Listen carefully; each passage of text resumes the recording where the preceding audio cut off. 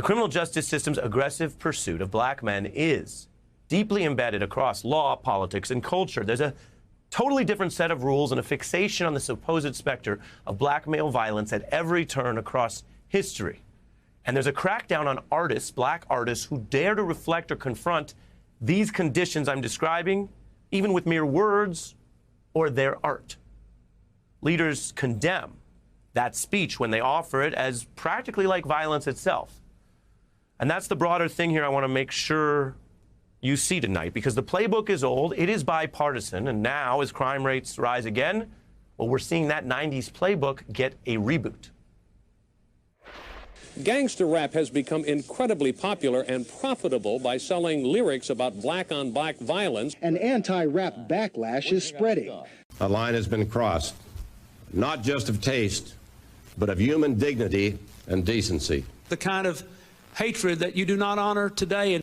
From songs about killing policemen and rejecting law. If you took the words white and black and you reversed them, you might think David Duke was giving that speech. Hip-hop has done more damage to young African Americans than racism. It's not actually a form of music. It's that line in the song, quote, "And we hate the po-po, want to kill us in the street, faux show." KG. Please. Ugh, I don't like it. I had no idea what drill rapping was. We are allowing music, displaying of guns, violence. It is alarming. That's part of the ideology that shapes the wider system. You see it there. A Democratic mayor right now admitting ignorance about this while equating art with crime. A Republican senator saying black artists' work has no, quote, decency. A Democratic president saying a black woman's poetry that Clinton was quoting might match the words of Klansman David Duke. That's the tone. These are the leaders writing laws and appointing judges. It goes way beyond partisanship. It's deeper than diversifying government, because the racial injustices here are always about who is being policed. So back to those Atlanta defendants. Legally, they're presumed innocent, but that is not how they're being treated. Their lawyers offered to surrender their passports, pay millions of dollars for 24-hour surveillance, and do drug testing while they await trial on bond, but a judge rejected all that, ruling both must be jailed until trial because they pose a risk of violence. Again, legally presumed innocent. And the system sets the schedule for that, so while presumed innocent, they will be in jail right now until next year, which makes it much harder to prepare for trial. Now, most court cases do not involve celebrities. We cover those too, and they show the wider truth. Rampant racial disparities from how police make arrests, a triple the rate for the same drug offenses based on race, or are more likely to use force against minorities, more likely to kill them. The list goes on. Williams and Kitchens are famous, celebrated, well-connected millionaires in the prime of their careers, at the top of the charts. If you watch the news and you don't happen to know their music, that's fine, but I'll bet you your kids, nephews, or grandchildren do know their music. But these two men are still black in America. If this is how the system treats them, well, widen out and imagine how it treats other black Americans day in and day out who aren't famous or well known. Imagine that.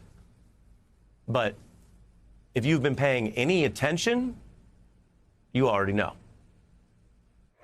Of Los Angeles police arresting a black man who was simply taking out the trash. White citizens calling police on African Americans engaged in typical everyday activities. A Starbucks manager called 911 Thursday because the men refused to leave. Black people, especially black men, get harsher sentences. A York County judge sentenced him to 1,823 years for armed robbery. 6 officers opened fire. The shooting death of 18-year-old Michael Brown. Breonna Taylor. Sandra Bland. Tamir Rice, who was 12 years old. Police shooting a black man, Jacob Blake, in the back multiple times. Stop. Put your hands right. Stop. One officer is pressing his knee into Floyd's neck.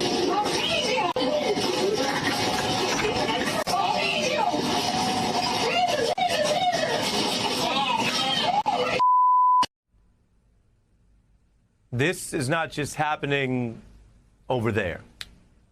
This is not just down south. This is not fueled by one political party. And this is not going to just improve over time.